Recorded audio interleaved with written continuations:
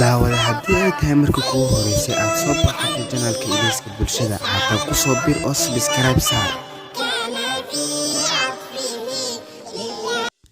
barnaamijkeena maanta wuxuu ku saabsan yahay halxiraalayaalkan ku weydiin doona haddii aad haysid jawaabahooda waxaad noogu soo qortaa dhanka hoose ee kommentiga. sheeg xubin markay wasaqowdo isku beddesho caddaan. sheeg xubin markay wasaqowdo isku beddesho caddaan.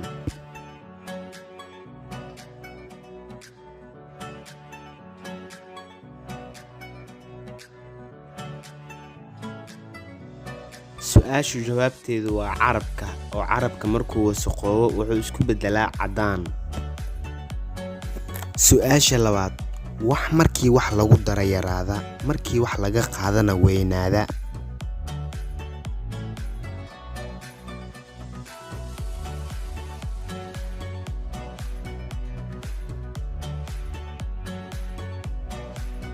su-aashan jawaabteedu waa godka. haddii godka wax lagu daro wuu yaraadaa, haddii wax laga qaadana wuu weynaadaa.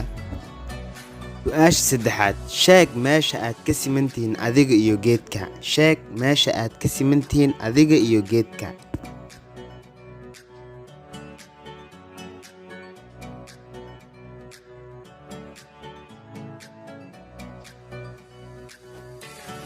su-aashu jawaabteedu waa meeshaad ka simantihiin adiga iyo geedka waa hadhka ama hooska.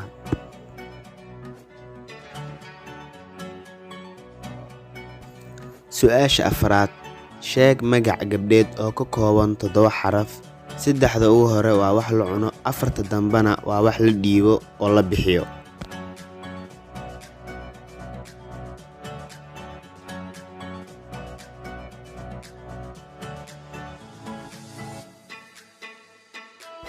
su-aasha jawaabteedu waa magaca sacdiyo.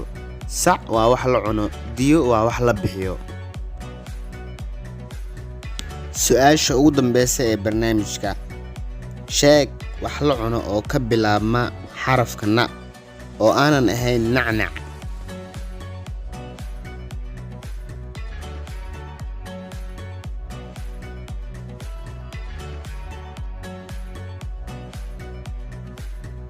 su-aasha jawaabteedu waa nafaqada. fadlan haddii uu ku qanciyo muuqaalkan like saar, sidoo kale la wadaag asxaabtaada. youtube-kana subscribe saar. aadaad u mahadsantihiin sida wacan ee aad u daawanayseen barnaamij. daawada haddii ay tahay markii kugu horeysay aad soo booqatay janaalka Ilayska Bulshada haatan ku soo bir oo subscribe saar.